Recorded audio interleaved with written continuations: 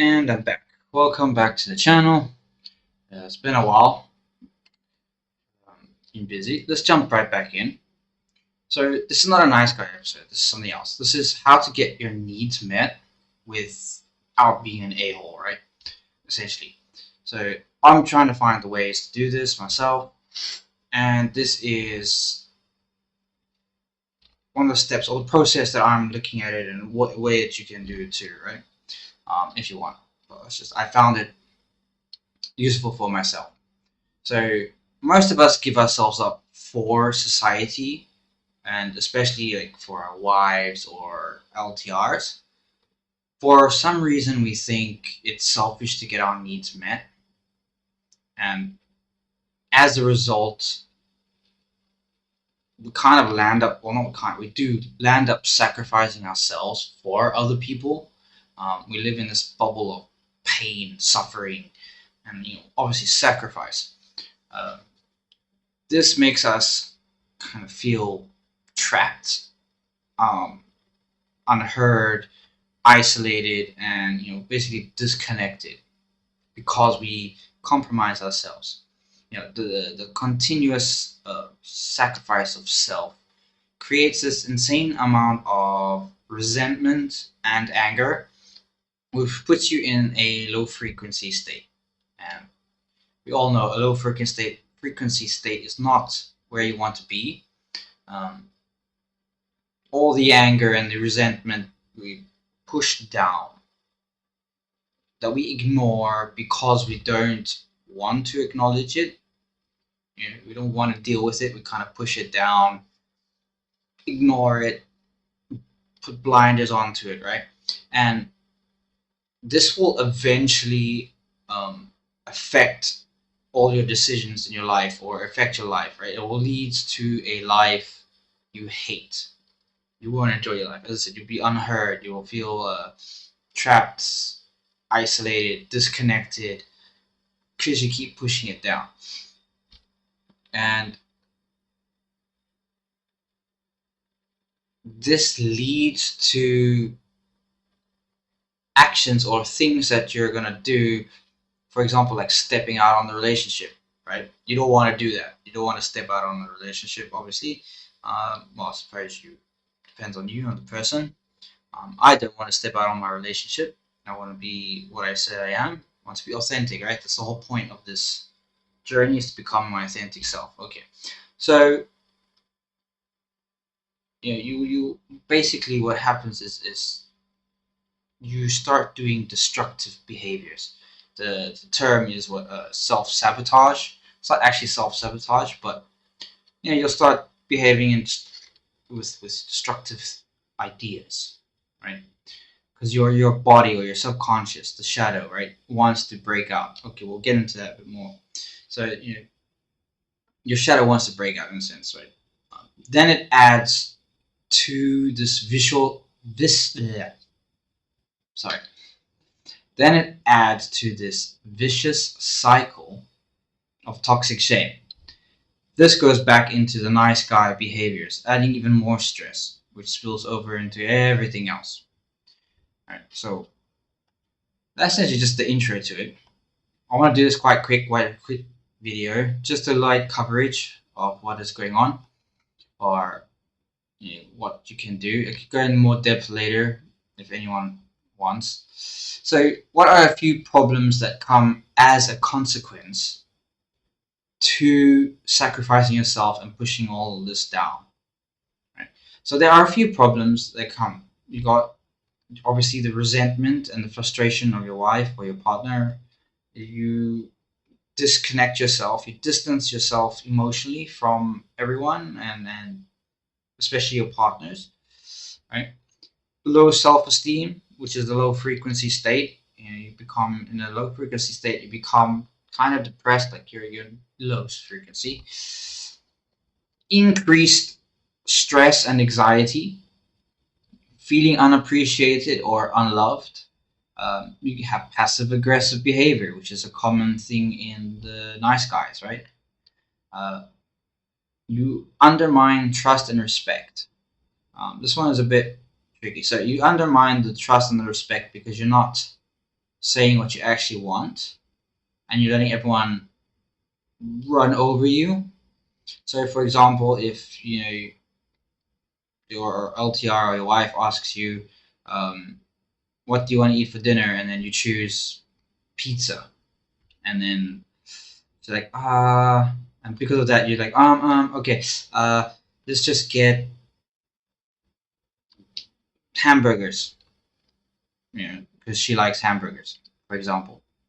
That kind of undermines that. Well, this is a poor example, but it kind of undermines your respect in a sense because they know you don't respect yourself. They can walk over you or they can walk around you, and you will allow it, right?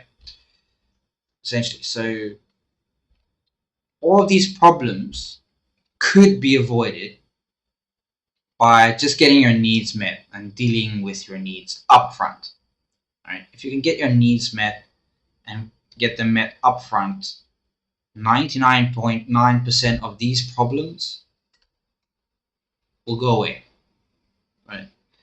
A lot of this resentment and frustration will just go away. Right? Okay.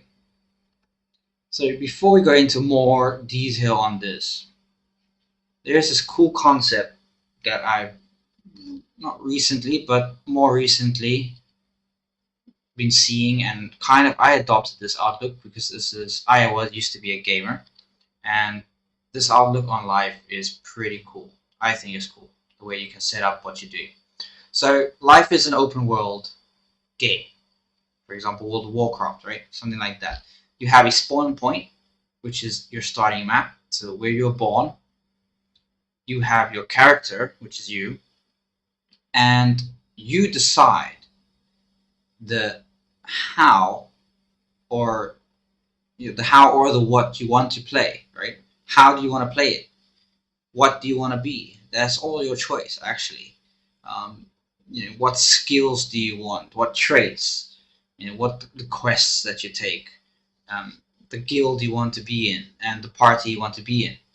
So all these can be translated to life, right? So your networking or your group of friends could be the guild or the party, right? Um, quests can just be things or goals that you want to do in life.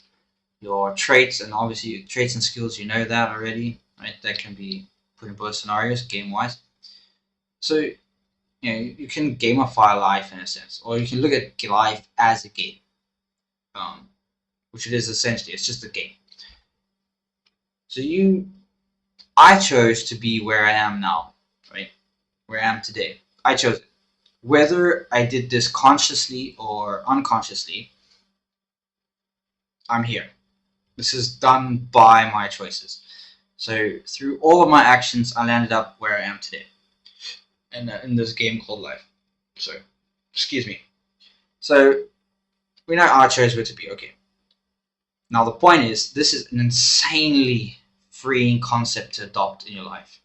I am where I am because of my choices. Great. What does that mean? If you really understand this concept, you'll realize that means you can do anything, be anything, go anywhere. It's all up to you, right? You create your reality. You create your game, um, which is insanely free, right? So you play the way you want to play it. So you are where you are now in this shitty situation because you chose to be, right? For example, I am in a shitty situation because I chose to be in this situation. Whether it was conscious or unconscious, that's it. So let's go on to the next part. So the next part is when you're getting your needs met, right? So be selfish. Essentially, just be more selfish. It's okay to be selfish. In my opinion, it's actually a good thing to be selfish, right? To a degree, obviously, you can go too far. Don't go too far. Think about it. How can you, for example, how can you help others when you cannot even help yourself? That is a question you need to answer. Right? How can you help other people if you cannot even help yourself in life? Right? So being selfish and getting your needs met will make you less dependent on the approval of others. especially your wife or your LTR. So essentially, you will have to help yourself first, right? I'm trying to think of the example. Like in the planes or whatever, whenever there's an accident, they always tell you first make sure you save yourself before you save someone else. So the oxygen masks, right? Sorry, my tongue is tied today. I don't know why. So the oxygen masks that you put on an airplane, if there's some kind of turbulence or whatever, they will tell you first put on yours before you try to help other people, right? Because it doesn't help you try to go help other people, but you're dying at the same time. Doesn't help, right? So be selfish. Put yourself first. Make sure that you're set up first, and then you go and do help other people, right?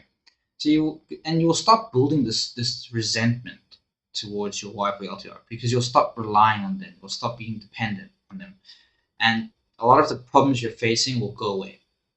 They will go away, right? So that's just be more selfish. That was that point. The next point is needs, right? What? What are needs? What are the needs that I could have? Well, there are a lot of different kinds of needs a person can have. Some are, I will say some here. So some are like emotional needs, right? Your validation, affection, all that. You have physical needs, which is obviously the rest, the space between you and your partner, the health, right? You have social needs, quality time with your wife, feeling belonging, supportive. You support her, she supports you, right? You have social needs, or you have with friends and whatnot. Then obviously you've got the intellectual needs, right? Which is your creativity, learning, growth, and progress, right? The stimulation of the mind. If you are not growing, you are wilting. I don't know how to say this. The analogy of a tree, right? If you're not growing, you start wilting. If you're not getting water, if you're not watering your mind or your intellect, right? Your intellectual needs, you start withering and dying, figuratively. So yeah, you got intellectual needs. So relationship needs. This is your communication, respect. I think for men, in my opinion, respect is more important than love because on our side, we want respect, right? More, in my opinion. You have trust, love. Our love is in there as well. I'm just saying. Respect goes a lot further. And honesty, right? We want those things in a relationship. I won't say complete honesty, but complete honesty to a degree. You don't have to go just blurt everything out in life, right? But complete honesty. You want to be able to be honest. You want to be able to have conversations with your wife or partner. Um, Practical needs, right? These are things like finance, the stability of the relationship. Are you the rock in your relationship? Right? If when stormy seas come and life is just chaotic, and are you the rock or are you lost at sea with everyone else? Right? Stability, time management, or time and management. So how's your time? Are you spending time with the family? Are you checking all these boxes? How's the management going of the family? These are just some common ones, right? So I suggest you go through them uh, kind of and become clear on what some of your needs are. So that will be like the first step. Just become clear on your needs, and then once you start getting your needs met, by yourself instead of trying to get others to meet them, you will feel respected. You will start to feel some kind of self-respect, and this will actually make you become more respected because people see like, oh, this guy has self-respect. He respects himself. Therefore, I will respect him. If you don't respect yourself, nobody's going to respect you. Right? And why? Why will this? Because you took charge of your life. You less depend on people and what they think of you. So it builds a confidence in yourself, and you know, this makes you someone you would want. You need to build confidence in yourself so that you become someone you want to buy a beer from. And yes, I stole this line from, well, I didn't steal it, but I took this line from, Chris Williamson, when he interviewed Matthew McConaughey on the Modern Wisdom Channel. Yes, that's it. Which is a great saying. If you really understand that, be someone you would buy a beer for, right? Be that awesome. Be that awesome that you'd buy yourself a beer. And since getting your needs met only happens, this only happens, it happens by doing the work, right? You will find that once you start doing the work, which is not easy, things will start to happen. It'll make room for actual real communication with your wife or your partner, right? Instead of getting angry, upset, and exploding, lashing up, and ultimately resenting your wife or your LTR, right? You will start to become comfortable, or rather more confident in yourself, that you can handle the difficult, uncomfortable conversations. So, the process. What is the process for this? Well, I've worked it down to kind of a quick 8-step process. As I say, this is just a quick overview. There's a lot more intricacies to this, but this is what you can start using to start becoming aware of these things, becoming aware of your needs and how to communicate them. It gets easier over time, right? So this is an 8-step process that I'm working through, right? This is one of the things I'm working through, and it's to start getting my needs met without being in a hole, or just trying to like steamroll over everyone and be like, screw you all. I'm just going to be completely selfish, 100% selfish. That's not the point. We don't want that, right? So step one is clarify your needs. What does that mean? Clarify your needs. It means think about your needs. What are they? Why are they important to you? And a way you can do this is like when you feel angry or sad or happy, or something happens that changes your emotional state, take a minute, note it down, write it down. What was the situation that made you feel that way? All right. Then then you could go bring that. Once you have clear needs, you can bring that to your LTR or your wife, right?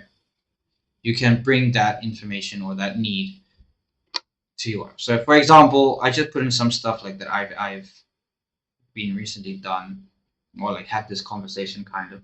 So, for example, I need time to exercise because I discovered my mood and my energy and life is just much better if I exercise. I work better, I show up for my family much better, right? So I needed time because we still do have a lot of things going on. We both work, got my son, so it's kind of everything's juggled at the moment. Um, so so I needed time. I need time. So I have now. We had that conversation, and I brought it up. Another thing is choose number two. Step number two, right? Choose the right moment. I can't stress this enough. Choose the right moment, right? Don't speak about your needs when you or the other person are angry or in the middle of an argument. That's just not productive. I mean, no one's going to be listening to no one. No one wants to know what the other person actually is talking about. You're both hot-headed. Rather wait and do it when both of you are calm and less stressed. That way, both of you can actually focus on the actual conversation, right? Or conversations, right? Step three. I'm rushing because it's a bit long now. Step three. Assertiveness. Assertiveness, not aggressiveness. I don't know if that's a word, but I'm using it. Don't be aggressive, right? Don't come across aggressively. You want to be assertive but not aggressive. So use I statements. Focus on your experience without blaming the other person. You don't want them to feel that you're attacking them, in a sense that you're blaming them for all of this. And this one is the one I struggle the most with. Not because I necessarily blame the other person. It's just I can't. my communication is a bit off. It's wrong. It doesn't come across as it plays out in my head a lot of the times, right? So try to use I statements to focus on it. For example, I feel tired and low energy when I don't exercise. I'd like to have 1 hour to exercise before blah blah blah, fill in the blank, right? So I'm using I statements. I'm saying I feel like this, yeah, and I'd like to have dot dot dot, and that leads to step 4. Step 4 is their POV, their point of view. Acknowledge the other person's perspective and show them that you understand their feelings or concerns, even if you have a different outlook or different needs. Even if your needs aren't the same, still acknowledge the other person's perspective. It takes two people to tango, not one, right? And just like you want them to acknowledge your perspective, right? You need to first give before you can get. And when I say first give, I don't mean give to get. I mean you first have to give freely without expecting something back before it starts coming back to you. If you're giving to get, then that's not going to work, right? Excuse me. Then, example, like, I know you want to spend time together as soon as I get home. And I appreciate that. I love that. That's awesome. So I still need time to exercise. So let's find a solution to this, right? So let's find a solution, which then brings you back to step number 5, or brings you on to step number 5. Step number 5 is solutions or compromises, right? So rather than just stating your needs and like, this is my needs, because I did say be selfish, but don't be like overly selfish. So you don't state your needs like, this is my needs and that's that. No, we're not doing that. That's I don't know who does that. I'm not sure if anyone I know does that, but listen to the other person's needs and offer a way to meet both your needs. Maybe like compromise or think of something. When I say compromise, I don't mean sacrifice yourself again, right? I mean just find some way around it, find some middle point. For example, well, I'll give you the example now, but so find a middle ground, a way that works for everyone, right? And don't sacrifice yourself. Try to give a solution, a way that both of you can get what you want. So here's the example. How about we have 30 to 1 hour 30 minutes to 1 hour downtime, and downtime or like exercise time for me when I get home. Then after that exercise, we can have dinner or watch a movie or just spend time together completely. I'm all yours for the whole rest of the night, right? Whatever you want to do. Right? That is a kind of compromise. That is a solution to the problem. I just need an hour. Let me get my exercise in. And after that, we can do whatever. You want to go for dinner, we go for dinner. You want to watch movies, we can watch a movie. This is just an example. I don't really watch movies anymore. Step 6, calm and open. And that should tell you a lot. Calm, be open.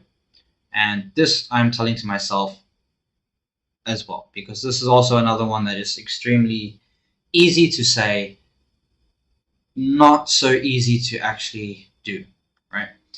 So the point is, don't close yourself off, right? Don't go into yourself when you're having arguments, or when they bring up kind of that how is it, toxic shame. Those points that hits that toxic shame of yourself. I don't know if I presume everyone else does this, but you kind of cut yourself off, go into yourself, and you start just not really listening to what they're saying. You disconnect, right? So you disconnect from what they're saying, and not disconnect as in a way to get out of the situation. I mean disconnect completely, as in you're done. You don't want to talk about it anymore. That, or you explode, right? One of those two. So you stay in a steady place, right? You kind of disconnect, but be still joined in. You could be calm, have a tone that is kind of willing to listen and acknowledge your wife or your LTR's concerns. and pivot. Which means, what does pivot mean? It means to be able to maneuver, to turn around, whatever, pivot, right? In other words, take the critiques and the feedbacks with a pinch of salt, right? Don't explode about them. Don't learn from the feedback. Like any of the business things you watch online or books or whatnot, you will test something in the market, and then the people give feedback, and then you change it or you adjust it to make it better from that feedback, right? That's what you need to do when stating your needs. Okay. Then you have number 7, which is stick to it. Again, this is it all in just that. Stick to it. Stick to what you both agreed on. Don't break your commitment. Don't worry about her side if she breaks or whatever. That's her side. Your side. We're focusing on your side. Your side. Don't break it. Follow through on your side of the commitment. Don't forget that after a while, you should ask if it's still working for either of you. Don't just, okay, we agreed on it, that's it, we're done, I'm never talking about this again. No. You should ask if it's still working for them. This will show that you're open to the other person's needs too, right? And you're willing to adjust and compromise or pivot if needed. And it'll create this sense of ease, right? That they can come to you, that your partner can, your wife or your LTR can come to you and talk to you instead of feeling trapped and start resenting you, right? They will have the space, the safeness, or whatever you want to call it, to come and communicate with you, right? That's again to what I said earlier, that you will actually have real communication if you do this, right? Because they'll feel that they can trust you, that they can come to you with these issues, and you're not going to shout at them, explode, and just go crazy, right? Then step 8, to tie it off, step 8, reflect. Reflect. This is a really important step. After you have the conversation or argument, sit down and reflect on how it went. What went well? What could have been done better? Did I manage to get my needs across clearly and respectfully? Did I manage to actively listen to their concerns or needs? All right. So yeah, take stock of what's happening, because if something is not measured, it does not change. I butchered that saying, but essentially that's what it means. So yeah, and this is just the starting point. Like this whole process that I said, it's the starting point of getting your needs met, right? Because you will still actually have to do the work, the hard work. Having those conversations, those awkward, difficult conversations, and it will not be perfect at first, right? Like in the beginning when you start doing it, it's gonna mess up. You're gonna maybe fumble a bit, but it will get easier once you start realizing or being able to communicate your needs more. It'll get easier, and then you will be able to navigate it pretty easy. You'll know what's what. There's no way around it. To start, it's going to be a little bit of a difficult situation. That's pretty much the process. So yeah, it's time. It's time to leave the starting area and level up, right? Go out and play the game as you want to play it. Cheers. See you again next time.